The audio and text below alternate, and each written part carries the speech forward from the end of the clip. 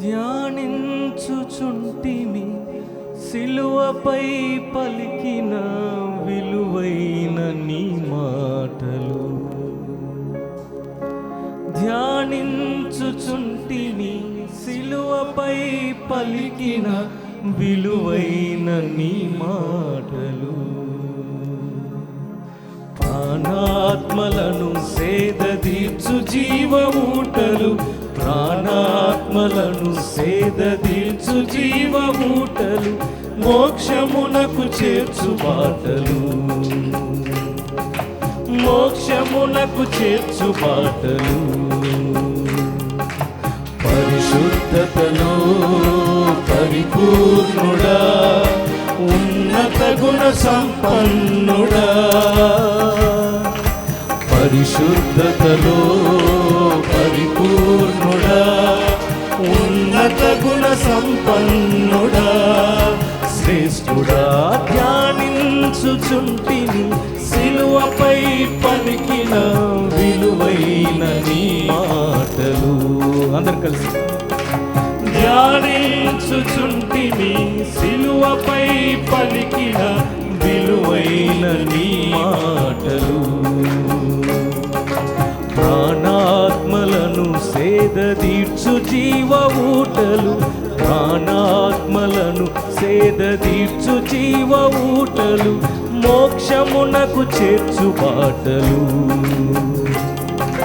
మోక్షమునకు చేర్చు బాటలు.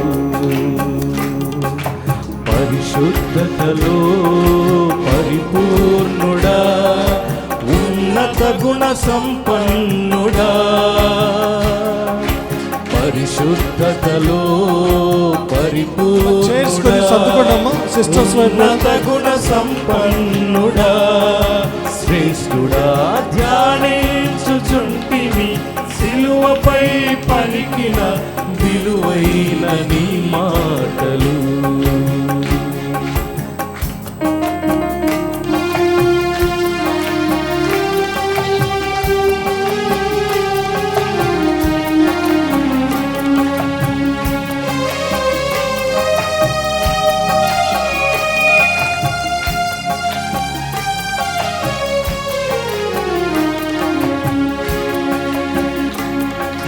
తండ్రి వీరేమి చేయుచున్నారో ఎరుగరు, దేనిని దయతో క్షమించుము.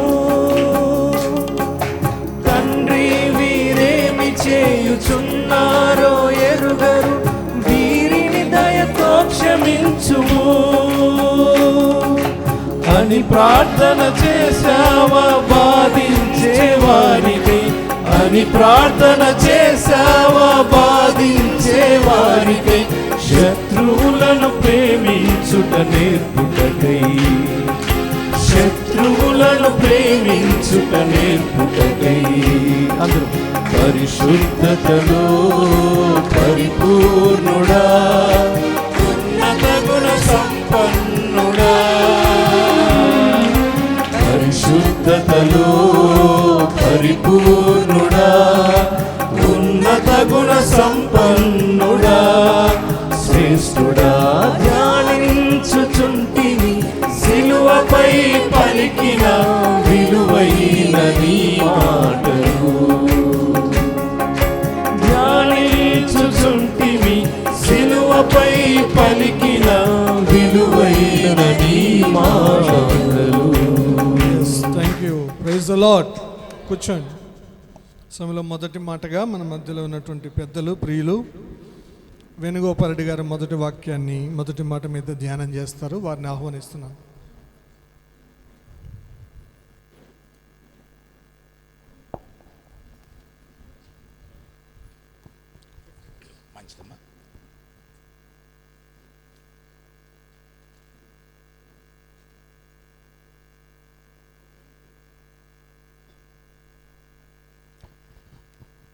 ప్రభునందు ప్రేమైన వలారా, మీకందరికీ మన ప్రభువైన యేసుక్రీస్తు వారి శుభప్రదమైన నామమున శుభములు వందనాలు తెలుపుకుంటున్నాను. గుడ్ ఫ్రైడే సందర్భంగా మీకందరికీ శుభాభివందనములు. మంచిదండి. ఇంతవరకు సిలువను గూర్చి జరిగిన హిస్టారికల్ ఈవెంట్స్ మనం చూసాం. History is different from spirituality. కాబట్టి హిస్టరీ మనకి ఎలా ఉంటుందంటే, మహాత్మా గాంధీ భారతదేశమునకు స్వాతంత్రము తెచ్చెను, దట్ ఈజ్ హిస్టరీ. అలాగే పాపులను రక్షించుట కొరకు క్రీస్తు ఈ లోకమునకు వచ్చెను అను వాక్యము నమ్మదగినదియు పూర్ణాంగీకారమునకు యోగ్యమైన, అంటే బియాండ్ ఎనీ డౌట్. అయితే ఏమిటి అంటే, ఇది కూడా హిస్టరీనే. 1 తిమోతి 1:15 కూడా హిస్టరీనే. అయితే అది ఎప్పుడు స్పిరిచువల్ అవుతుంది? నా పాపముల కొరకు ప్రభువైన యేసుక్రీస్తు వారు ఈ లోకానికి వచ్చాడు. He died for my since. That will become spiritual. మంచిదండి. ఇప్పుడు మనము స్పిరిచువాలిటీలోనికి వద్దాం. సిలువలో పలికిన 7 మాటల్లో మొదటి మాట చూడండి. లూకాసు వార్త 23వ అధ్యాయము, లూకాసు వార్త 23వ అధ్యాయము 34వ వచనము.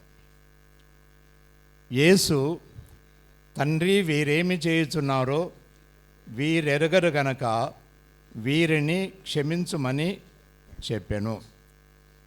వారు ఆయన వస్త్రములు పంచుకొనుటకై చీట్లు వేసిరి.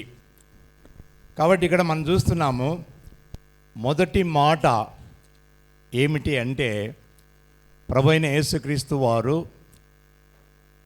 ఆయన కలువరి శిలువలో వేలాడదీయబడిన సందర్భము, తండ్రితో ఆయన విన్నవించిన ఒక విన్నపము, విజ్ఞాపన.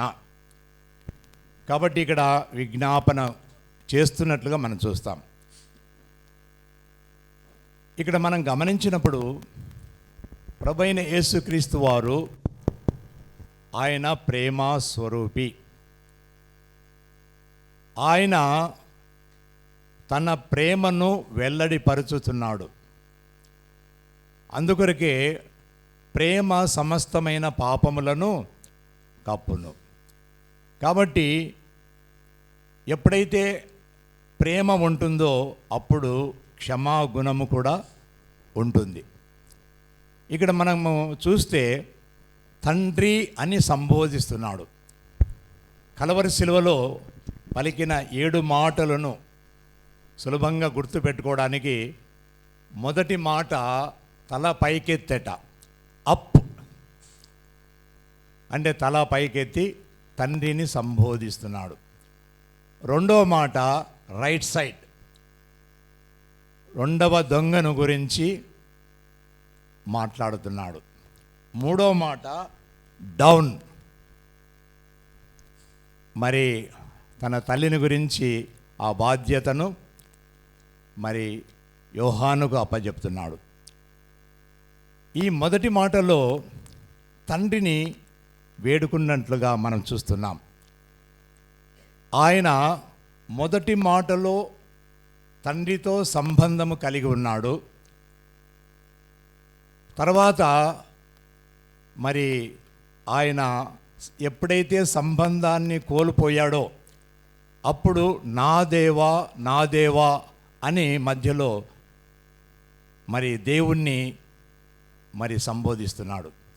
చివరి వచ్చేటప్పటికీ మళ్ళీ తండ్రి, నా ఆత్మను నీకు అప్పగించుతున్నాను అని చెప్పేసి, అంటే ఆ సంబంధము మళ్ళీ రిస్టోర్ అయిపోయినట్లుగా మనం చూస్తాం. ఇక్కడ మనం గమనించినప్పుడు మరి ప్రభువైన యేసుక్రీస్తు ద్వారా మనకు కలిగిన గొప్ప భాగ్యం ఏమిటి అంటే తండ్రి అని సంబోధించడం. ప్రపంచంలో ఎన్నో కులాలు, మతాలు, జాతులు, సిద్ధాంతాలు ఎన్నో ఉన్నాయి. ఒక్క క్రిస్టియానిటీ తప్ప దేవుణ్ణి తండ్రి అనే సంబోధించే అవకాశము అధికారము ఎవరికీ లేదండి. ఇక్కడ క్రిస్టియానిటీలో మనకు కలిగిన గొప్ప భాగ్యం ఏమిటి అంటే దేవుణ్ణి తండ్రి అని పిలుస్తున్నాం.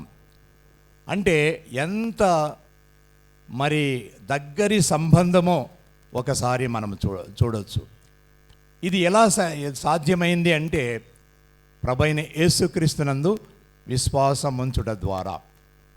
యోహాను సువార్త 1వ అధ్యాయము 12వ వచనం ప్రకారము, తన్ను ఎందరు అంగీకరించురో వారందరూ దేవుని పిల్లలగుటకు ఆయనకు అధికారము అనుగ్రహింపబడెను. కాబట్టి ఎవరికి అధికారం అనుగ్రహింపబడింది? యేసు ప్రభువుకు అనుగ్రహింపబడింది. ఎట్లా అనుగ్రహింపబడింది? ఎవరైతే యేసు ప్రభువునందు విశ్వాసం ఉంచుతారో వారికి మాత్రమే ఆ అధికారం. కాబట్టి తండ్రి అనే సంబోధించే భాగ్యము, ధన్యత మనకు ఉన్నట్లుగా మనం చూస్తాం. కాబట్టి మనము యేసుక్రీస్తునందు విశ్వాసం ఉంచుట ద్వారా మనకు పాప క్షమాపణ కలిగింది. అంతేకాదు నీతిమంతులుగా మనం తీర్చబడ్డాము. మనము దేవునితో రిలేషన్షిప్, తండ్రి అని సంబోధించే ఒక మరి రిలేషన్షిప్ మనకు దొరికినట్లుగా మనం చూస్తున్నాం. కాబట్టి ఇక్కడ మనం గమనించినప్పుడు తండ్రి అని చెప్పేసి ఆయన సంబోధించాడు. మరి ఆయన ద్వారా మనము కూడా ప్రతిరోజు మనము అప్రోచ్ అయినప్పుడు, మనము ఆయన దగ్గరికి వెళ్ళినప్పుడు తండ్రి అని పిలుస్తూ మనము దేవుణ్ణి వేడుకుంటున్నాం. కాబట్టి ఇక్కడ మనం గమనించినప్పుడు క్షమాగుణము, ఈ క్షమాగుణం అనేది చాలా మంచి గుణముగా మనం చూస్తున్నాం. ఎందుకంటే అన్ని గుణాల కంటే కూడా క్షమాగుణము ఏమిటి?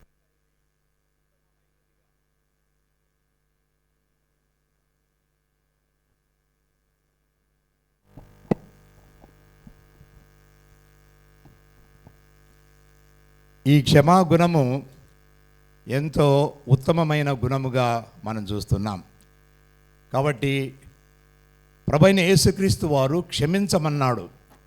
చూడండి, మత్తయి సువార్త 6వ అధ్యాయము, మత్తయి సువార్త 6వ అధ్యాయము 12వ వచనంలో పరలోకపు ప్రార్థన మనకు ప్రభువైన యేసుక్రీస్తు వారు నేర్పించాడు.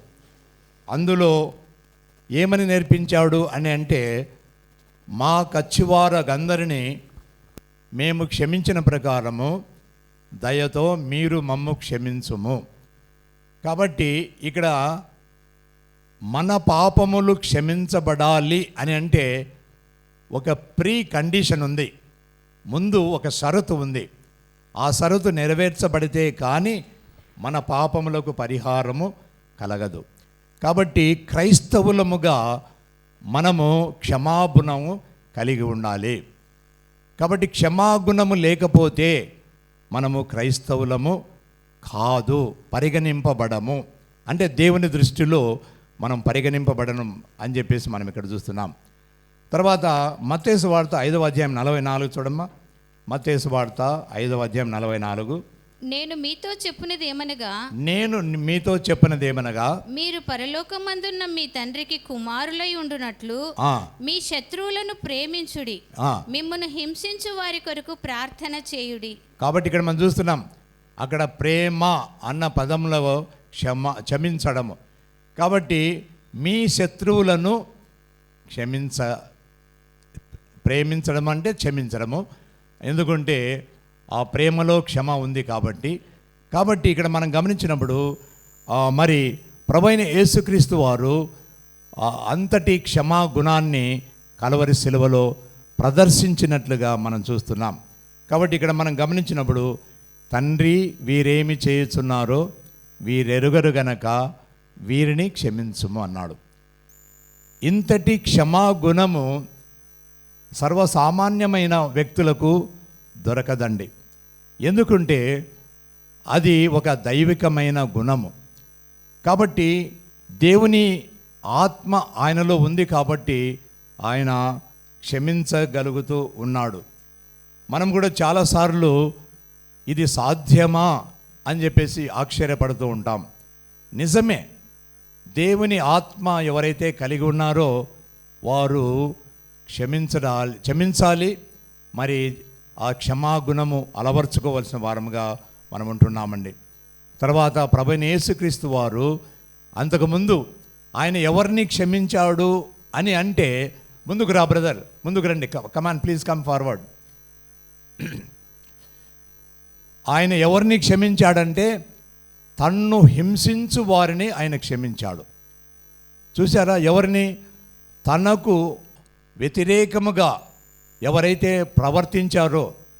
ఇప్పుడు మనం చూసాం హిస్టారికల్గా, మరి పాల్ గారు చెప్తూ ఉంటే నిజంగా ఆయన అనుభవించిన అవమానము, వేదన, మరి ఆ చిత్రహింసలు, మరి అవి నిజంగా వర్ణనాతీతమండి. ప్రభువైన యేసుక్రీస్తు వారు ఆయన శరీరధారిగా ఉంటున్నాడు. ఆయన శరీరధారిగా రక్త మాంసములు గల శరీరముతో ఎంత బాధ అనుభవించాడో ఒకసారి మనము గమనించినప్పుడు నిజంగా ఆ శిలువ చిత్రపటాన్ని మన ముందు ఉంచుకుంటే మన హృదయం కరిగిపోతుంది. కాబట్టి ప్రేమైన వాళ్ళరా, ఇక్కడ మనం గమనించినప్పుడు ప్రభువైన యేసుక్రీస్తు వారు ఆయన ఎవరిని క్షమించాడంటే, మరి ఆయన చూడండి, హెబ్రీ పత్రిక 12వ అధ్యాయం 3వ వచనము. హెబ్రీ పత్రిక 12వ అధ్యాయం 3వ వచనము. పాపాత్ములు తనకు వ్యతిరేకముగా చేసిన దానినంతయు మీరు అలసట పడకయు మీ ప్రాణములు విసుకకయు ఉండునట్లు పాపాత్ములు తనకు వ్యతిరేకముగా చేసిన తిరస్కారం అంతయు ఓర్చుకొనిన ఆయనను తలంచుకొనుడి. కాబట్టి ఇక్కడ మనం చూస్తున్నాం ఆయన క్షమాగుణం ఎంత గొప్పది అంటే, పాపాత్ములు తనకు వ్యతిరేకముగా చేసిన దానిని అంతయు ఓర్చుకున్నాడు. చూసారా, అది ఆయన క్షమలోని గొప్పతనాన్ని మనం చూస్తున్నాం. కాబట్టి ప్రేమైన వాళ్ళరా, ఆయనను బంధించింది, ఆయనను అవమానించింది, ఆయనను చిత్రహింసలు పాలు చేసింది ఎవరో కాదండి. వారిలో ఏమాత్రము కూడా యోగ్యత కానీ అర్హత కానీ ప్రభువుని శిక్షించడానికి లేనివారే పాపాత్ములు వాళ్ళందరూ కూడా. అటువంటి పాపాత్ములు తనకు వ్యతిరేకముగా చేసిన దాన్నంతయు ఆయన ఓర్చుకున్నట్లుగా మనం చూస్తాం. మనము మన జీవితంలో ఒకవేళ అలాంటి నిందలు, అవమానములు, వేదనలు మనకు కలిగినప్పుడు హెబ్రీ పత్రిక 12వ అధ్యాయము 3వ వచనాన్ని మనము జ్ఞాపకము చేసుకోవాలి. చూసారా, ఒక మెడిసిన్, సర్వేశ్వరి వచ్చింది చూడు, సర్వేశ్వరి. కాబట్టి ఇక్కడ ఒక మెడిసిన్ మనకు దేవుడిస్తున్నాడు. ఏమిటి ఆ మెడిసిన్ అని అంటే, మరి పాపాత్ములు తనకు వ్యతిరేకముగా చేసిన దాన్ని అంతయు ఓర్చుకొనిన. కాబట్టి ప్రభువును మనం తలంచుకోవాలి. ఆఫ్టర్ ఆల్, ఒకవేళ నీకు ఏదైనా నింద కలిగింది అనుకోండి, ఒకవేళ అవమానం కలిగింది అనుకోండి, ఒకవేళ బాధ కలిగింది అనుకోండి, ప్రభువైన యేసుక్రీస్తు వారు శిలువలో పొందిన ఆ యొక్క శ్రమకు, లేకపోతే ఆయన వేదనకు, ఆయన పడిన బాధకు మనం కంపేర్ చేస్తే ఎంత మనది నెగ్లెజబుల్, నిర్లక్ష్యము చేయవచ్చు అని చెప్పేసి మనము ఏం చేయాలంటే ఆయనను తలంచుకోవాలి. Please remember. కాబట్టి ఇక్కడ మనం చూస్తున్నాము, అది ఇక్కడ మనం గమనిస్తూనే ఉండండి. తర్వాత మనం గమనిస్తే కొలస్సీ పత్రిక 3వ అధ్యాయం 13వ వచనము. అంటే ఆయన బిడ్డలముగా మనము క్షమాగుణము కలిగి ఉండాలని చెప్పి అపొస్తలుడైన పౌలు సైతము చెబుతున్నట్లుగా చూస్తాం. చదవమ్మా, కొలస్సీ 3వ అధ్యాయం 13. తనకు హాని చేసినని ఒకడు అనుకొనిన ఎడల ఒకరినొకడు సహించుకొనుచు ఒకరినొకడు క్షమించుడి. ప్రభువు మిమ్మును క్షమించినలాగున మీరును క్షమించుడి. కాబట్టి దేవుడు మనకిస్తున్న ఆజ్ఞ ఏమిటి అంటే, మరి మనము ఒకరినొకడు క్షమించబద్ధులమై ఉంటున్నాం. కాబట్టి మనకు ఎక్కడైనా సరే వన్నెస్ అనేది ఎప్పుడు ఏర్పడుతుందంటే, ఒకరి తప్పిదములు ఒకరు క్షమించినప్పుడు అప్పుడు మనకు వన్నెస్ అనేది వస్తుందండి. అందుకొరకే సంఘాలలో విభేదాలైతేనేమి, సంఘాలు చీలిపోవడం అయితేనేమి, మరి ఇవన్నీ కూడా మనం ఎప్పుడు చూస్తున్నామంటే, ఒకరినొకరు ద్వేషించుకున్నప్పుడు, ఒకరినొకరు విమర్శించుకున్నప్పుడు, ఒకరి తప్పిదములు మరొకరు ఎత్తి చూపినప్పుడు ఈ విభేదాలు వస్తున్నాయి. కాబట్టి మనము ఒకరినొకరు క్షమించబద్ధులమై ఉంటున్నాం. సరే, మంచిది. ఇప్పుడు ప్రభువైన యేసుక్రీస్తు వారు మరి క్షమించడానికి అంతటి గొప్ప క్షమాగుణము ఆయన కలిగి ఉన్నాడు. ఆయన పిల్లలముగా మనము కూడా అలాంటి గుణాన్ని కలిగి ఉండాలని చెప్పేసి మనము అపొస్తలుడైన పౌలు ద్వారా పరిశుద్ధాత్మ దేవుడు మనకు తెలియజేస్తున్నాడు. సరే, మొట్టమొదటిగా చూస్తే ఈ క్షమ ఎవరు క్షమించగలరు అన్న దాని గురించి కొన్ని చూద్దామండి. దేవుని కుమారులు క్షమించగలరు. దేవుని కుమారులు మాత్రమే క్షమించగలరు. కాబట్టి ఇప్పుడు మనం చూసాం, మరి పరలోకమందు మీ తండ్రికి మీరు కుమారులై ఉన్నట్లు మీరు ఏం చేయాలంట, మరి క్షమించగలగాలి. లేదా ప్రేమ అని ఉంది అక్కడ, మనం చూస్తే దాన్ని క్షమ కింద మార్చుకోవచ్చు. కాబట్టి పరలోకములో ఉన్న తండ్రికి మనము కుమారులుగా, నిజమైన కుమారులుగా మనము ఉండాలి అని అనుకుంటే మరి మనం ఏం చేయాలంట, క్షమించగలగాలి.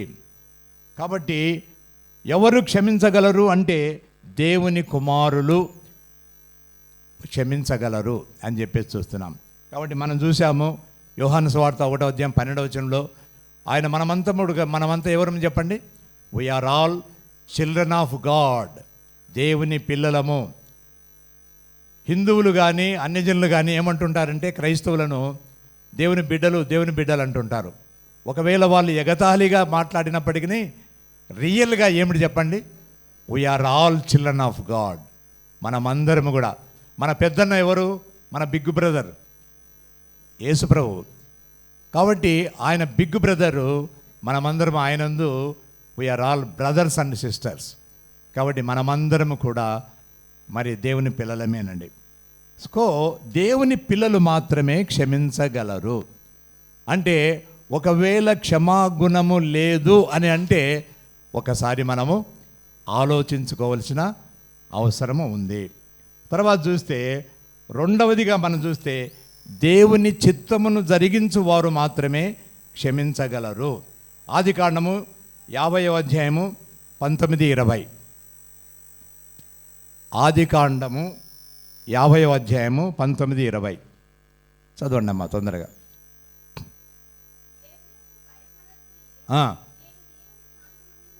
నేను దేవుని స్థానమందున్నానా, మీరు నాకు కీడు చేయ ఉద్దేశించితిరి కానీ ఈ దినమున జరుగుతున్నట్లు, అనగా ఇంతమంది ప్రజలను బ్రతికించినట్లుగా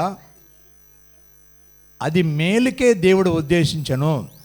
కాబట్టి భయపడకుడి, నేను మిమ్మును మీ పిల్లలను పోషించెదను. చూసారా, యోసేపు క్షమిస్తున్నాడండి. ఎంతటి క్షమాగుణమో చూడండి. అందుకొరకే ఆదికాండములో మరి ప్రభువైన యేసుక్రీస్తు వారికి ముంగుర్తుగా ఆయన ఉంటున్నాడు. కాబట్టి యోసేపు తన అన్నలను క్షమిస్తున్నాడు. ప్రియమైన వాళ్ళరా, మరి దేవుని చిత్తమును ఎరిగిన వారు. కాబట్టి దేవుని చిత్తం ఏంది? రోమీలకు రాసిన పత్రిక మరి 8వ అధ్యాయం 28వ వచనం అండి. దేవుని చిత్తం ఏమిటి అంటే, దేవుని ప్రేమించువారు అనగా ఆయన సంకల్పము చొప్పున పిలువబడిన వారికి మేలు కలుగుటకై సమస్తమును సమకూడి జరుగుచున్నవని ఎరుగుదుము. కాబట్టి దేవుని చిత్తం ఏమిటిది అంటే అది మేలు కలుగుటకై సమకూడి జరుగుతున్నది. కాబట్టి దీన్ని ఏమంటారంటే పాజిటివ్ యాటిట్యూడ్ అంటారు. చాలామంది ఆరోగ్యము అంటే టెన్షన్ లేకుండా మరి ఒత్తిడి లేకుండా జీవించాలి అంటే ఈ సూత్రాన్ని నేర్చుకోవాలి. రోమా 8:28 ఒక గొప్ప మెడిసిన్ అండి, పాజిటివ్ యాటిట్యూడ్. దీన్ని డెవలప్ చేసుకోవాలి. కాబట్టి ఇక్కడ మనము యోసేపు దానికి మంచి ఉదాహరణ. కాబట్టి ఇక్కడ మనం చూస్తున్నాము, దేవుని చిత్తమును ఎవరైతే ఎరుగుతారో వారు మాత్రమే క్షమించగలరు. తర్వాత మూడవదిగా తిరిగి జన్మించిన వారు మరి క్షమించే గుణము కలిగి ఉంటారని మనం చూస్తున్నాం. అంటే నిజ క్రైస్తవులు అని చెప్పేసి మనం చూస్తున్నాం. ఇప్పుడే మనం చదివాము కొలస్సీ పత్రిక 3వ అధ్యాయం 12-13 వచనాల్లో మరి అక్కడ మరి ఆ విధంగా ఉంటారని చెప్పేసి. గలతీలో మనం చూస్తున్నాం, గలతీ 2:20 ప్రకారము, గలతీ 2:20 చదమ్మా. నేను క్రీస్తుతో కూడా సిలువేయబడినాం అంటే ఏమిటి? ఇక్కడ మనం గమనించినప్పుడు నిజమైన క్రైస్తవులు అంటే దాని అర్థం ఏంటంటే ఎవరైతే క్రీస్తుతో కూడా సిలువ వేయబడి ఉన్నారో వారు ట్రూ క్రిస్టియన్స్. కాబట్టి ఇక జీవించువాడను నేను కాదు, నా యందు క్రీస్తు జీవించుచున్నాడు. ఇప్పుడు నేను జీవించుచున్న ఈ జీవితము నన్ను ప్రేమించి నా కొరకై తన్ను తాను అప్పగించుకొనిన దేవుని కుమారుని నిమిత్తము విశ్వాసం వలన జీవించుచున్నాను. కాబట్టి ప్రేమ వలన ఇది మనం ఇక్కడ చూస్తున్నాం. అంటే ఏమిటి? ఎవరైతే క్రీస్తుతో సిలువ వేయబడిన అనుభవము అంటే పాపములన్నీ కడగబడిన అనుభవము ఎవరికైతే ఉందో, కాబట్టి ఆ అనుభవం ఉంటే క్షమించగలరు. 4వదిగా నిజమైన శత్రువు ఎవరో తెలుసుకుంటే క్షమించగలరండి. నిజమైన శత్రువు ఎవరో చూడండి. ఎఫెసీ పత్రిక 6వ అధ్యాయం 12వ వచనము. ఎఫెసీ పత్రిక 6వ అధ్యాయం 12వ వచనము. ఏలయనగా మనము పోరాడునది శరీరులతో కాదు కానీ ప్రధానులతోనూ అధికారులతోనూ ప్రస్తుత అంధకార సంబంధులకు లోకనాథులతోనూ ఆకాశ మండలమందున్న దురాత్మల సమూహములతోనూ పోరాడుచున్నాము. కాబట్టి మన రియల్ ఎనిమి ఎవరు చెప్పండి? అది నో యువర్ ఎనిమీ. కాబట్టి మనము నిజంగా మన శత్రువు ఎవరో తెలుసుకుంటే డెఫినెట్గా వీళ్ళందరూ నిమిత్త మాత్రులు అని చెప్పేసి అనొచ్చు. కాబట్టి ప్రేమైన వాళ్ళరా, ఇక్కడ మనం గమనించినప్పుడు మన శత్రువు అంటే ట్రూ ఎనిమీ ఎవరో మనం తెలుసుకుంటే తప్పనిసరిగా మనము మనుష్యులను క్షమించగలము. వానిని ఆవరించిన శక్తి వాడిని ఆ విధంగా చేస్తున్నది అని చెప్పేసి మనం చూద్దాం. కాబట్టి మరి అరవిందం గారని చెప్పి ఒక దైవజనుడు ఒక మాట చెప్పాడు. ఏమని చెప్పాడంటే, మరి ఒక తల్లి తన కుమార్తె మాట వినలేదని చెప్పేసి మరి ఏమిటితో తన చేతిలో ఏది ఉంటే దాన్ని విసిరి వేసిందట. వేస్తే మరి అమ్మాయికి తగిలినట్లుగా దెబ్బ తగిలినట్లుగా మరి ఆయన చెబుతూ ఏమంటాడంటే, ఇక్కడ మరి ఒకవేళ ఆమె విసిరిన మరి ఆ యొక్క వస్తువు యొక్క తప్ప లేకపోతే అమ్మాయిది తప్ప. కాబట్టి మనము మామూలుగా అది ఒక విసిరివేసిన వస్తువు కేవలము ఒక వస్తువు, కానీ తప్పు చేసినది ఎవరు చెప్పండి? అమ్మాయి. అలాగే మరి శత్రువు ఎవరో మనం తెలుసుకుంటే తప్పనిసరిగా మనకు ఎదురుగా ఉండే వ్యక్తులను మనము క్షమించగలము. తర్వాత చూస్తే 5వదిగా పరిశుద్ధాత్మతో ఎవరైతే నింపబడి ఉంటారో వారు క్షమాగుణము కలిగి ఉంటారు. స్టెఫను ఆయన క్షమించినట్లుగా మనం చూస్తాం. అపొస్తలుల కార్యములు 7వ అధ్యాయము 55వ వచనము. అపొస్తలుల కార్యములు 7:55. అయితే అతడు పరిశుద్ధాత్మతో నిండుకొనిన వాడై ఆకాశం వైపు తేరి చూచి దేవుని మహిమను, యేసు దేవుని కుడిపార్శ్వమందు నిలిచి ఉండుటను చూచి. కాబట్టి ఇక్కడ చూస్తున్నాం, స్టెఫను ఏ విధంగా క్షమించగలిగాడు? పరిశుద్ధాత్మతో నిండుకొనిన వాడై. కాబట్టి స్టెఫను ప్రభువైన యేసుక్రీస్తు వారి వల్లే ఆయన కూడా తన్ను రాళ్లతో కొట్టి చంపుతున్న వారిని క్షమించగలిగాడు. ఎలా వచ్చింది ఆ క్షమాగుణము అంటే దేవుని యొక్క పరిశుద్ధాత్మతో నింపబడినవాడు. తండ్రి, వీరేమి చేయుచున్నారో వీరు ఎరగరు గనక వీరిని క్షమించమని చెప్పేసి చెప్పినట్లుగా మనం చూస్తాం. అలాగే 6వ పాయింట్ కూడా యేసు వైపు చూచినవారు. యేసు వైపు చూచినవారు. నేను ఇప్పుడు మనం చూసాం, స్టెఫన్ విషయంలోనే చూసాం. ఎవరిని చూశాడంట ఆయన? యేసు వైపు చూచాడు. అంటే పరలోకంలో ఆయన మరి సింహాసనం నుంచి లేచి నించున్న యేసు వైపు చూచినట్లుగా మనం చూస్తాం. అంటే అక్కడ ప్రభువైన యేసుక్రీస్తు వారు స్టెఫనును ఆహ్వానించడానికి లేచి నిల్చున్నట్లుగా మనం చూస్తున్నామండి. కాబట్టి అది అక్కడే మనకు కనబడుతుంది. 7వదిగా దేవుని ఆత్మాభిషేకము ఎవరికైతే కలిగి ఉన్నారో వారు క్షమాగుణము కలిగి ఉంటారు. మనము పాత నిబంధన గ్రంథములో దావీదు అభిషేకింపబడినవాడు కాబట్టి సౌలును క్షమించగలిగాడు. చూసారా, సౌలు ఆయనను వెంబడించినప్పటికీ, చంపాలని ఎన్నో ప్రయత్నాలు చేసినప్పటికీ, ఎన్ని సందర్భాలలో మరి దావీదుకు సౌలు దొరికినప్పటికీ ఆ అవకాశాన్ని ఆయన ఉపయోగించుకోలేదు. ఎందుకంటే ఆయన కూడా అభిషేకింపబడినవాడు అని చెప్పేసి ఆయన వదిలిపెట్టినట్లుగా, క్షమించినట్లుగా మనం చూస్తామండి.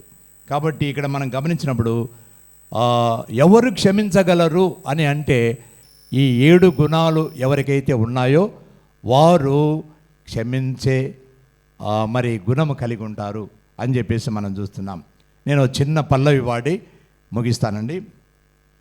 ప్రేమ సోపానమే ప్రేమలో సంపూర్ణమే, ప్రేమించడం నేర్పు ప్రేమా స్వరూపుడా, ఆయుస్సు దినములెల్లా యేసునాద ప్రేమ సోపానమే. శత్రువును ప్రేమించుడి అని చెప్పే ప్రేమా స్వరూపుడు, శత్రువును ప్రేమించుడి అని చెప్పే ప్రేమా స్వరూపుడు, శత్రువును ప్రేమించడానికి శక్తిను సంగు యేసునాద ప్రేమ సోపానమే, ప్రేమలో సంపూర్ణమే, ప్రేమించడం నేర్పు ప్రేమా స్వరూపుడా, ఆయుస్సు దినములెల్లా యేసునాద ప్రేమ సోపానమే. మంచిదండి, మొదటి వాక్యాన్ని మనం ధ్యానించుకుందాము. దేవుడు ఈ వాక్యమును మన వినికిడిలో దీవించును గాక.